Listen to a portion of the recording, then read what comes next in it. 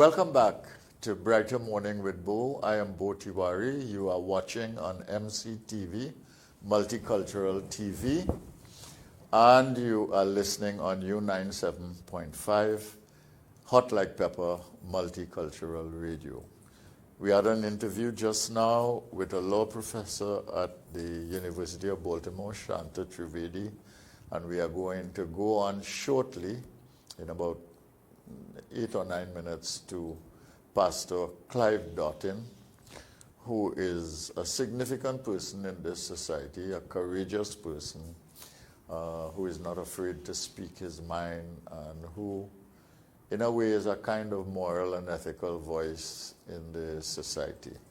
So, as you know, we've been talking to spiritual leaders, religious leaders, about these issues, what's happening to our society, where is it going, what is wrong, what needs to be put right, stuff like that. And we are going to continue that kind of discussion.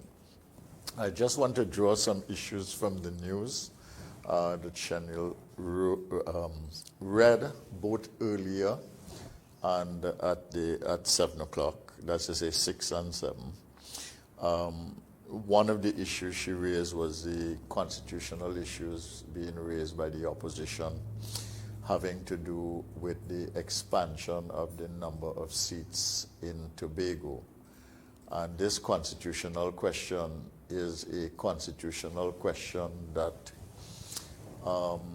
this constitutional issue is an issue that will be with us for some time. I think there are many issues. Issues are being raised now about the Police Service Commission. Issues are being raised now about this Tobago House of Assembly and the role of the Elections and Boundaries Commission. And issues are being raised about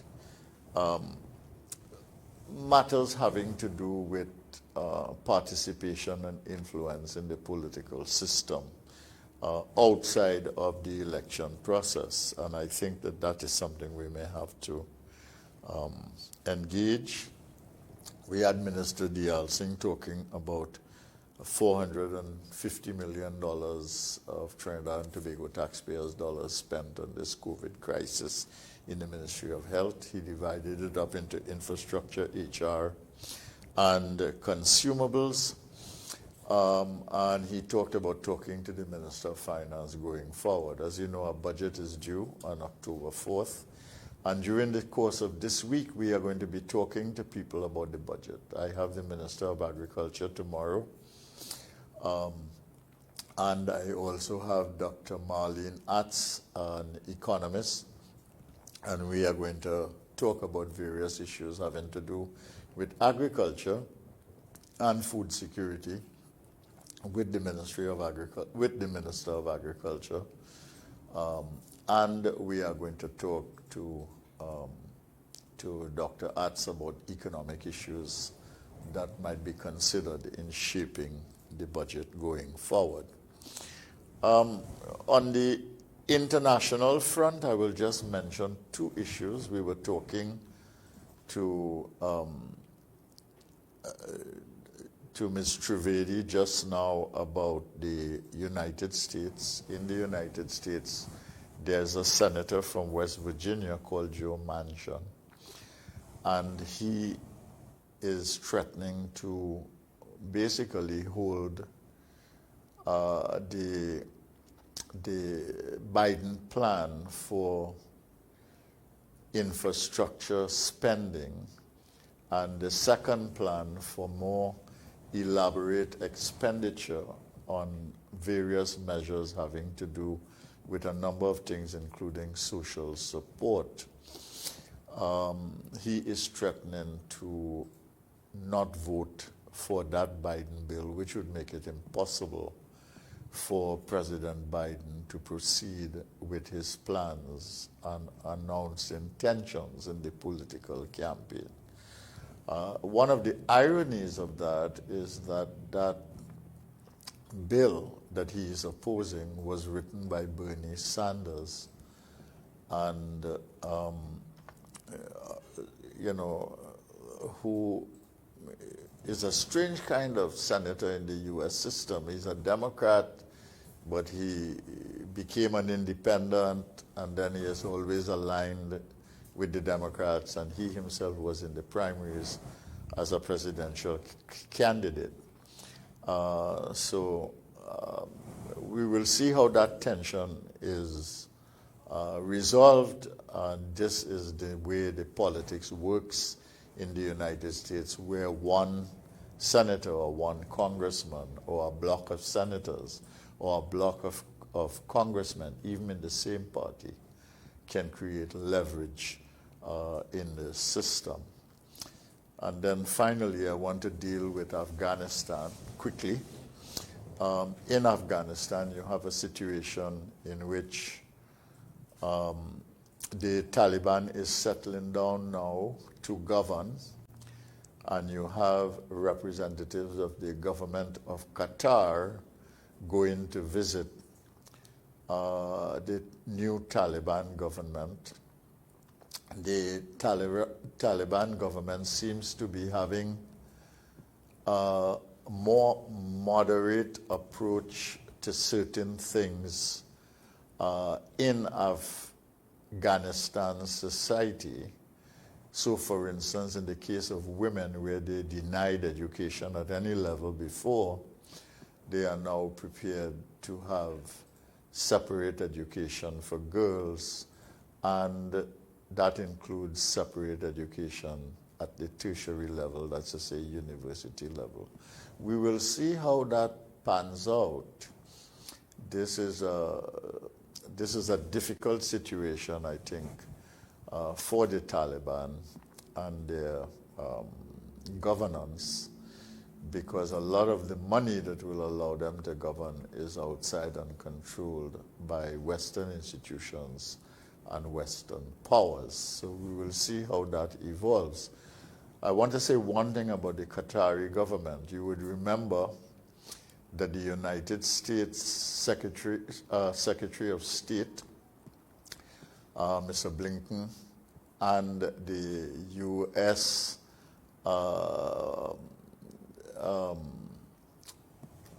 Secretary of the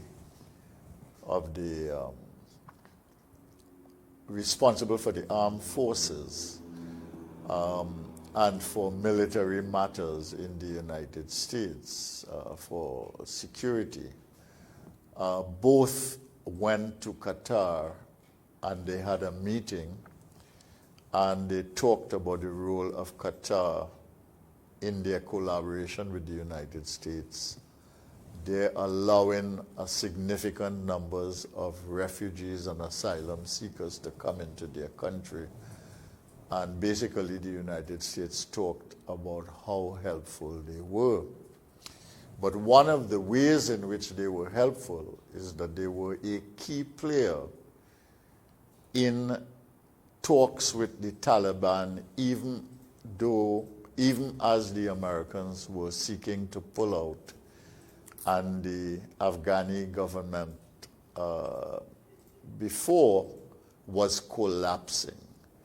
And it is important to understand these political roles that countries play, the surrogate roles that countries play in the world of big power geopolitics. And it's important to understand that what you see on the surface is not the reality that is on the ground. It is important to understand this. There is a big difference between pronouncement and public relations and trying to present the agenda of the news, and a different thing altogether when you examine what is really happening, how it is happening. There are certain questions that you cannot avoid in trying to analyze something properly. You have to ask who is involved, what is involved here, when did this happen? You've got to trace the sequence. You've got to ask your issue of why is this happening in this way. You've got to ask where What are the locations in which they are involved? And of course, the critical question is the how. How ultimately are you getting the results that you are seeing? And these 6 basic questions cannot be avoided in trying to do a critical assessment or a critical analysis of something else. So you cannot take what people say just so. You cannot take what you read just so. You've got to have a mind at work which asks who, what, where, when, why, how. You've got to ask those questions so that you understand better what is at stake. And now we join our next guest, Pastor Clive Dottin of the Seventh-day Adventist Church. He is both a pastor and an administrator in the Adventist Church, and a well-respected gentleman in Trinidad and Tobago. And we say good morning to him. How are you, sir? Good morning. How are you doing, Chief? It's a privilege to Well, be it's here my this morning. privilege to have you on my show, Brighter Morning with Bo, and to have a conversation with you. And I want to start by giving you a free rein and just asking you, is there anything that you would like to say before we enter into a dialogue, a conversation? Well, what I want to say is good morning to the country. We must never give up hope. Trinidad and Tobago right now is inundated, not just with international news, but local situations. And I believe a major concern, I was having a talk with attorney Clive Phelps not too long ago, and he was saying that one major thing the country has to look at is the collapse of critical institutions. To my mind, it's very unfortunate that we are going through this pandemic. There's a certain level of despair in the society. And with that despair, we have a huge amount of murders taking place uh, within the last 2 weeks. We had at one weekend 7, then 6, then 5. And that, to my mind, is extremely frustrating against the backdrop of the Police Service Commission, all right, looking somewhat confused, I would say, because you have the acting commissioner, the incumbent being asked to serve as an acting commissioner. Then he moves out on vacation, I believe. Then you have another acting commissioner. People are not sure what is taking place. People are hoping there is no political interference. All right. And then in the midst of all these crises or conundrums, you have Abu Bakr speaking again at this significant point in the history of the country. He comes out and he says he's not threatening anybody, but he's giving a warning or what have you, giving his analysis of the situation. And with his name comes a certain amount of fear. He cannot ignore that. So I am saying right now, we have to be balanced, we have to be level headed, but we must not be in denial. And we have to look at institutional strengthening because if your institutions collapse, you are going to have a hard time preventing general chaos and confusion in the country. And negative elements may seek to exploit that situation. So I just wanted to say that. I'm very concerned of where the country is right now and where the country is going. Very concerned. What you mentioned the Police Service Commission, you mentioned the whole business of the appointment of the Commissioner of Police, you mentioned the threats by Abu Bakr, you mentioned the element of confusion that seems to be seeping everything. What do you think are some of the institutions that are being threatened here? I certainly believe that we have got to take a long, hard look. I listened to what Dr. Ramesh Dusran, you might have heard him, Yes. Dr. Ramesh Dusran speak. I believe we have to look at all of our institutions. We have got to look at certainly at how we're operating with the Police Service Commission. That is one. of your commissions, you have to look at. You have to look at all the institutions connected with our judiciary. And that's a thing we can't escape. It comes when you claim to be a sovereign state. It comes when you claim independence, and as we just passed the 59th anniversary. With the so that I am saying we have to look at all the groups that function in the society. We have got to look at our parliament. Yes. Do we have the best formula right now? Or is this a worn out brand of the Westminster model that we have? How do we make decisions? For example, I see in the Tobago election, we have 5 additional seats in a Three. particular Three. segment. Three, not Three. five, three. Yeah. Okay, you have 3 additional. How did you arrive at that? Because I think at one time they were saying five, but okay, you have three. So that I'm wondering, how we arrived at that decision. Well, they said it was I heard Champa Kojo said it was quite a level of consultation. But I'm saying, what was the driving force behind that? Do we need those extra seats at this time? We had an issue of a tie with an even number. You could even book. From my perspective, you need 3 extra at all. That is my perception. But again, I'm saying, are we convinced about those decisions? Back to the PSC. I sat in the PSC between 2006 to 2009, if you remember well. Yes. And I had a little debate with the state at that time. And I remember very well. I remember very well. One morning, a member of the commission approached us and told us he heard that the prime minister at the time was concerned about how we were treating with a certain candidate. And my response was, and that was, before the official meeting started, my response was, well, that can take place. I mean, anybody could have an opinion, but we are an independent committee. Now, the process here is difficult because once you go into the parliament, the side with majority, all right, will have an advantage. There's no two ways about that. Yes, of And in course. how we operate the system, all right, generally you'll see in Britain and other jurisdictions where uh, people on one side could disagree with their leader without facing major consequences. I'm not sure if that is so here. You hardly have people going against the whip. Okay, you remember very well when it had the issue of the selection of Gary Griffith. I believe the Prime Minister says he will remove the whip. But who in this cultural context will take that very seriously? I mean, as a sitting parliamentarian. So obviously, very early in this interview, I'm suggesting we need major constitutional reform. All right? You If we have to go forward, we have to go there. Okay, so you're raising important issues. Let's deal with this issue of the constitution reform. I mean, you're saying that our institutions are threatened.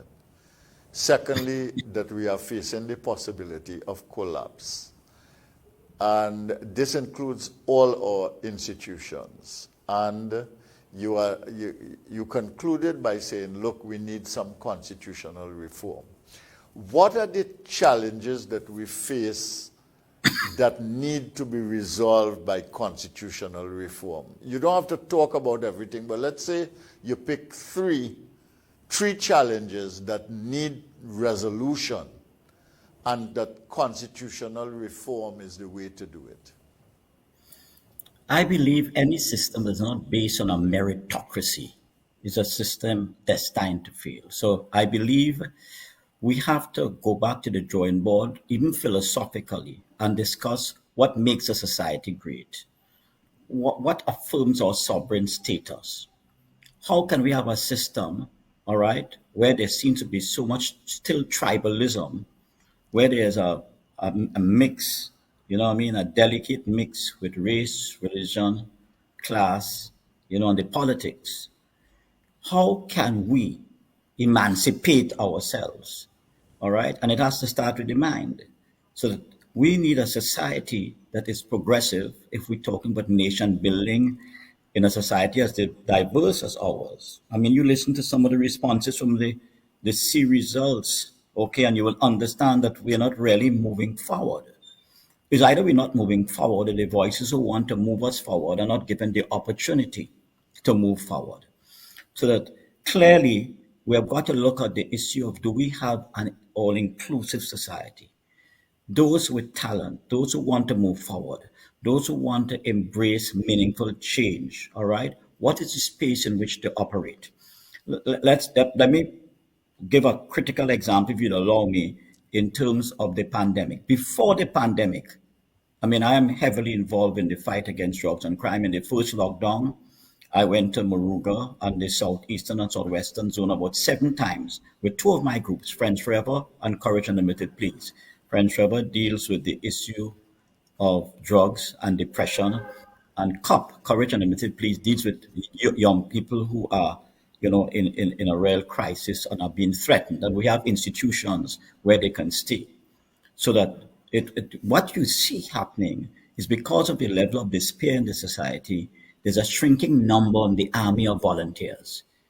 I mean, I go to the tough areas and the ghetto areas, and what you have is a shrinking army of volunteers. So that volunteerism itself is under threat, because if you don't have a society based on merit, people who are involved, all right, in trying to make a difference, and they don't have all the resources might not come to them. I quote a 16-year-old girl from Mount Hope Secondary School. I went to her home. The family is a family in crisis, and we have to minister to them. There are a lot of young people and young girls there.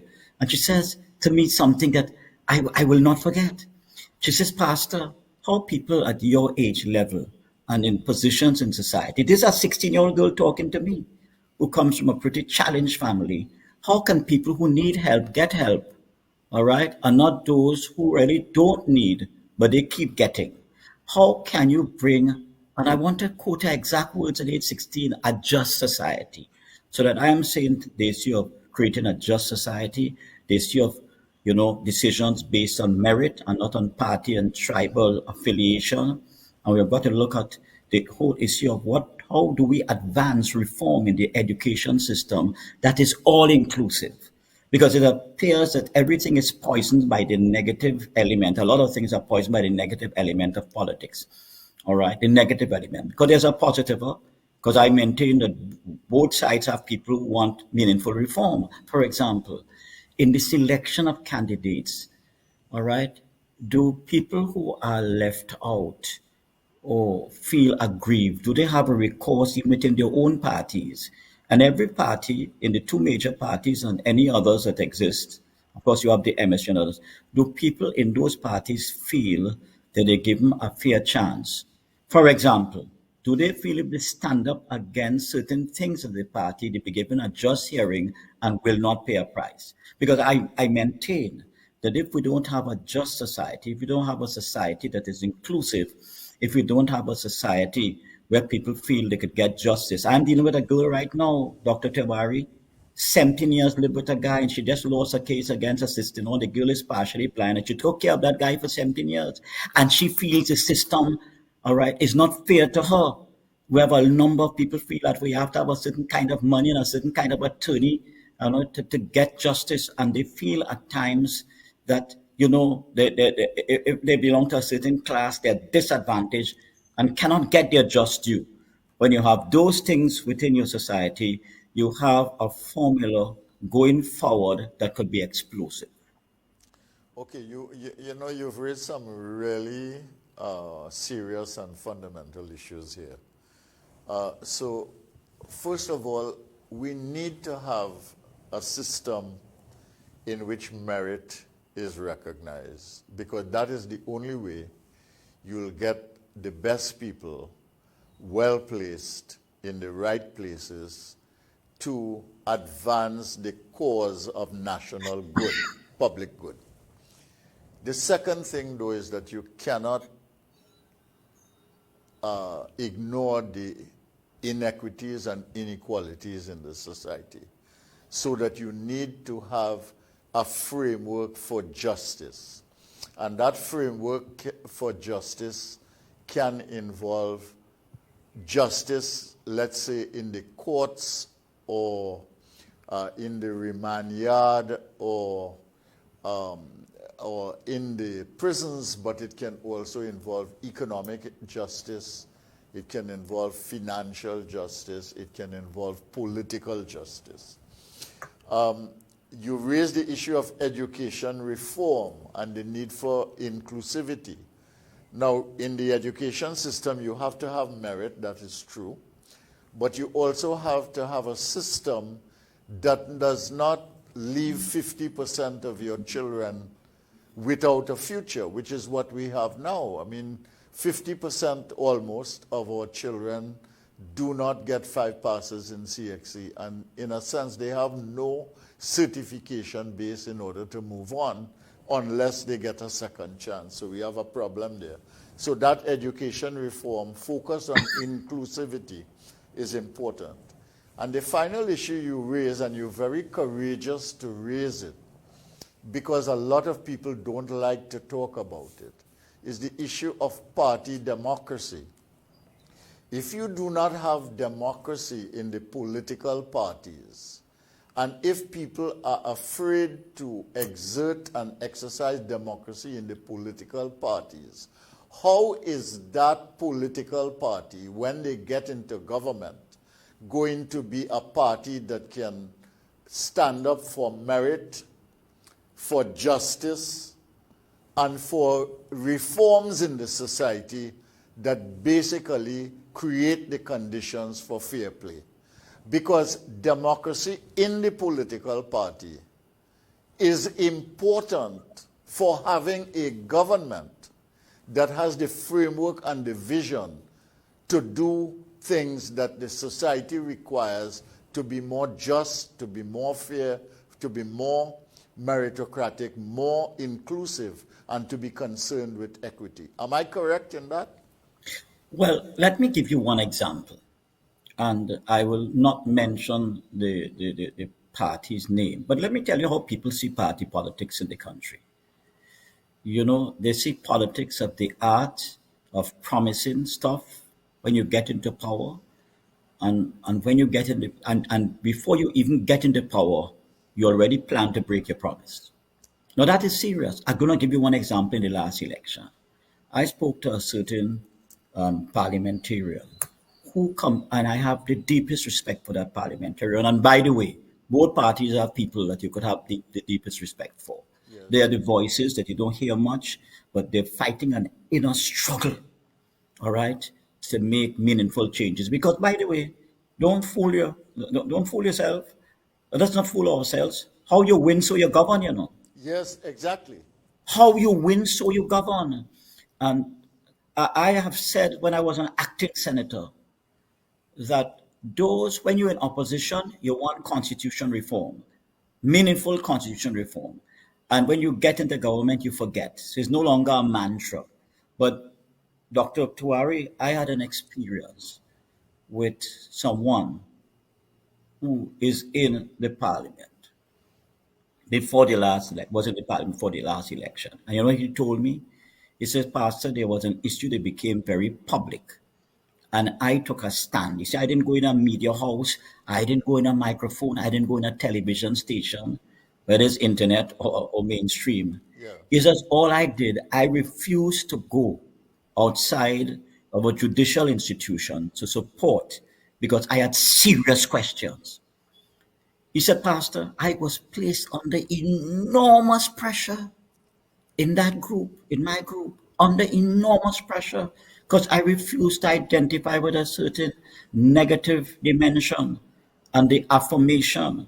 All right. And he says, like I was expected to go there and take principle out of my head completely and values that my parents brought me up in my religious culture. I was being asked to abandon those for the sake of political expediency. And he said, I just couldn't do that. And he says, Pastor, you wouldn't believe the kind of pressure was brought to bear because I refused to do that. Now, imagine if you get into government, that is how you will operate, how you win, so you govern. And it extends to the issue of the church. We have to speak truth to power, but make sure we are the living incarnation of truth. You know, a guy was interviewing me yesterday, a young man who has a similar internet frequency, and he was saying, Pastor, What has kept you over the years? Okay. And I told him, I'm a parent. I grew up in a single parent home. My brother is right now here with me. Our parents have passed. And she taught us values from the Word of God, from the Bible, to be honest, to be straightforward, to have a certain level of integrity, the values. We have got to look at the media too. What are the values you're pushing there? Can you be bought or can you be sold? I mean, all of that comes into the issue of spiritual, what I call a need for spiritual re-engineering of the society. You need that spiritual re-engineering, and you also need the constitution reform as we base on a philosophy that is all inclusive, to where everybody feels the principles of fairness and justice operate. It's as simple as that. I had a Dr. Bo big argument. I don't know if you watched it with a former judge when the vendors were asked for their vaccination status and they paid a price for that. And I made a remark and we got into a little tangle, but I always try to be disrespectful. That is a philosophy we must have in the society, disagree without being disrespectful. And I told this former judge, I have respect for your views, but I also have respect for the Constitution. All right? That goes for Dottin, that goes for Abu Bakr, that goes for Dr. Tiwari, that goes for Sister Kamla, that goes for Uncle Dr. Keith Rowley. It must go for all of us.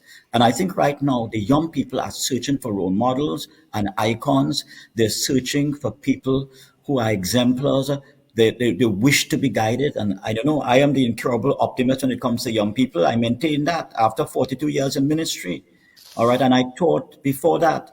I am saying that we have to ensure that we are role models for the young people coming up because they want to have a better and a brighter day. What your program is, Brighter Morning with Bo. Yes, they want to have a brighter morning.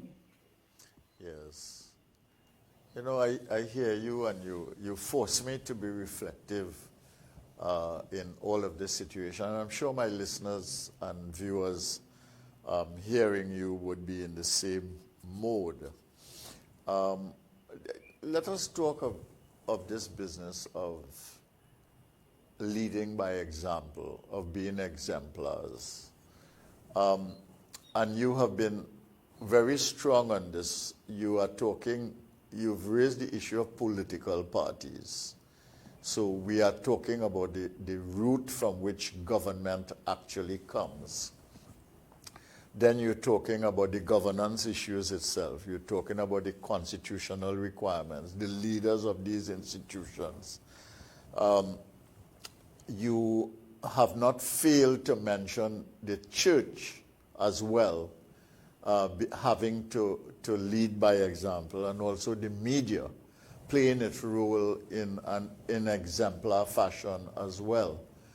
Do you think that all leaders of institutions, whether they be political, government, judicial, media, church, etc., do you think we are rising to the challenge that is required now? And I'm asking you this, especially in the aftermath of COVID, which has really shown the terrible vulnerabilities and inequities and inequalities in not just our society, but in other societies, and also the inequalities and inequities among countries in the world.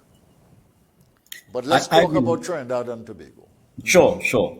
I think we have a very long way to go.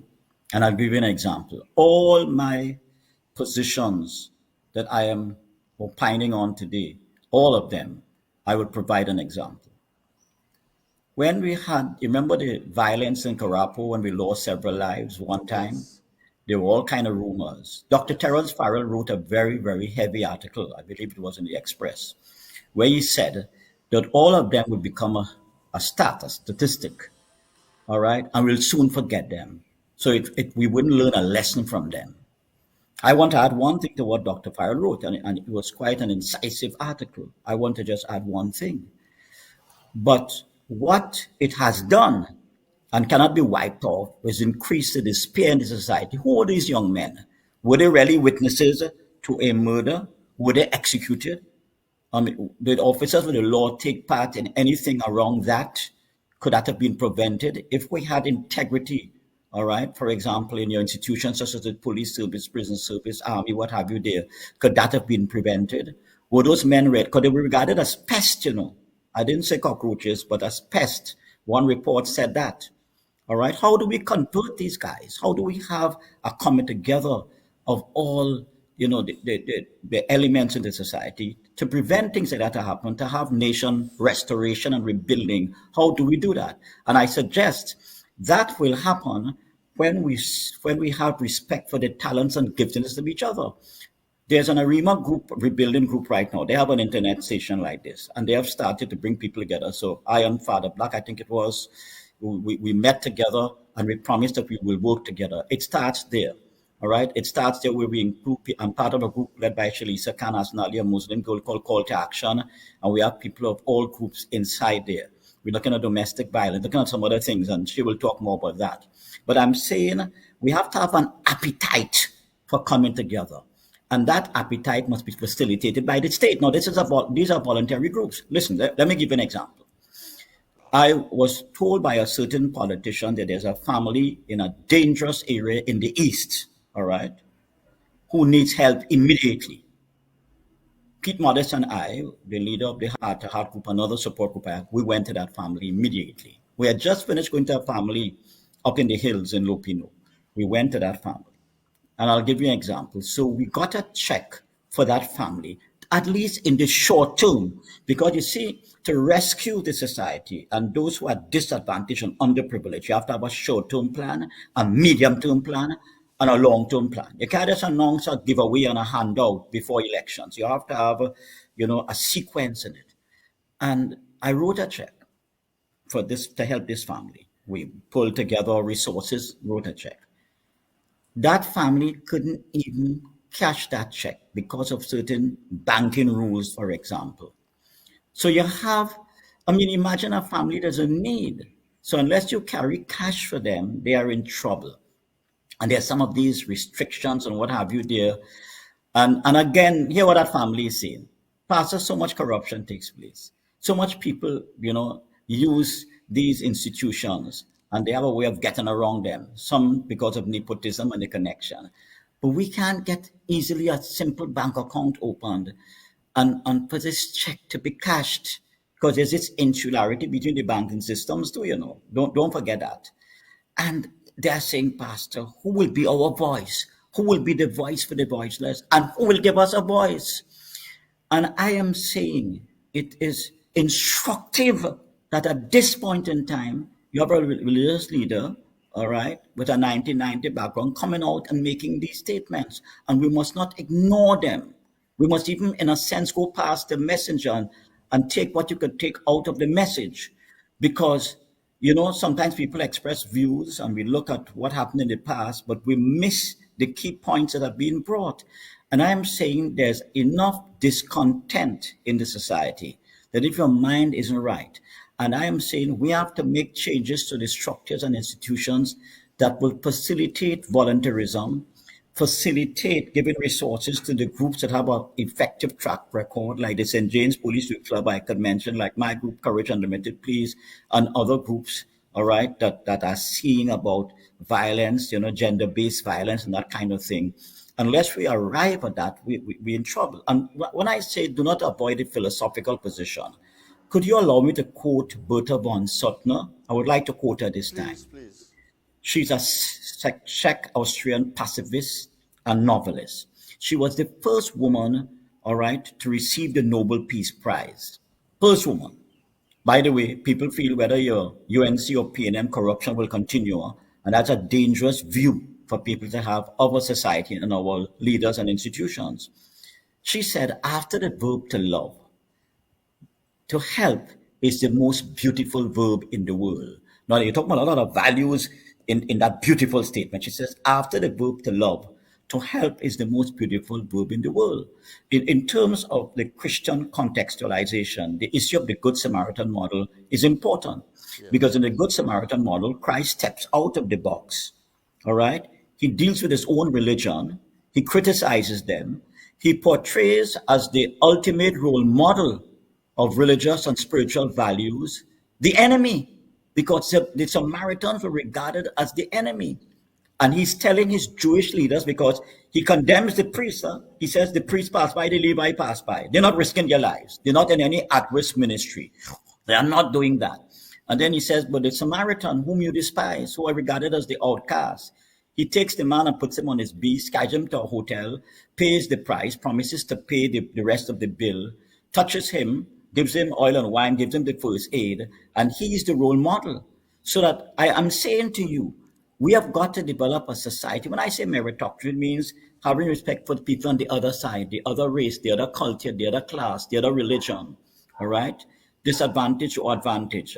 Having a system whereby we applaud constitutional reform. We seek to create changes that the weakest party could have a voice and a representative. All right? That the church could be encouraged to speak truth to power, that the media houses are not controlled by politicians and their marketing financial capital, that you will going to get certain marketing, but you will get a lot of funds via ads, etc. from this group. They have more than anybody else, so they will have an advantage, but you'll give room to those who can't pay you, voices that are genuine and innocent and cannot pay you. I mean, I'll be honest with you. I feel, I must tell you this, in a particular media house, I feel there's an attempt to silence me. I made a call one day. There's a media house I was always on, all right, and all of a sudden, no. So this is your political interference.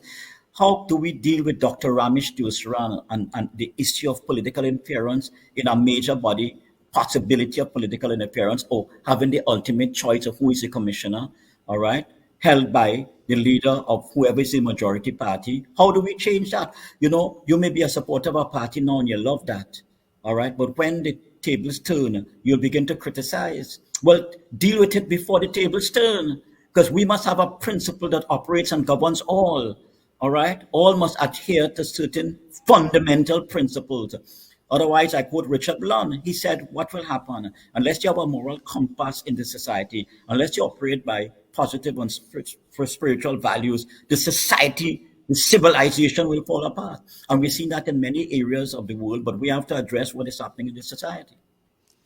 Yeah, the moral question is becoming a real concern now, because all over the world, I think Trumpism in the United States has caused people to kind of shift away from the issue of principle to the issue of, transactional arrangements and practical considerations, to such an extent that the issue of principle is almost lost. I was flabbergasted to hear the Prime Minister of Britain the other day in the Parliament, to the dismay, I would say, of former Prime Minister May, wipe away £5 billion of aid to the developing countries and say that what he is doing is not hostile to principle. It is just taking a practical look at the situation of the United Kingdom. And I think more and more you're going to find that justification. And we're seeing it in our own societies, where there is no principle, there are no ethical standards, there are no moral compasses. What there are is what will work. And what will work must serve what might be the political agenda or the political objective. And I think that you hit on some very, very potent issues here this morning, and I'm glad we have had this conversation. What do you do? You were talking about the fact that some of the things that you say people don't like, and there are attempts to silence you. What do you say to people who want to speak out in the society? And you said something very important earlier. You said that people don't want to volunteer anymore because they don't want to be involved in things that put them in the center and in the limelight. And I had my good friend the other day, Ray Hallman, on the television, just like you, we were talking, and he said that what he is finding is that there's a kind of internal brain drain. It was a very insightful thought. He said, and how this internal brain drain works is that people who are able to contribute to politics and governance don't want to get involved in it because they don't want to be associated with the politicians and political behavior of our time. And secondly, that the political parties themselves do not want to be associated with people of independent thought because what they want are very partisan, go-along people who would simply toe the party line rather than reflect on the issues that are important. I thought it was a very deep thought.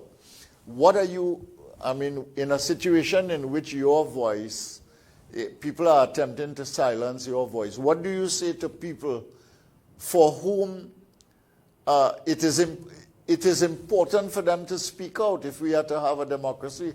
The heart of democracy is discussion and contending opinions.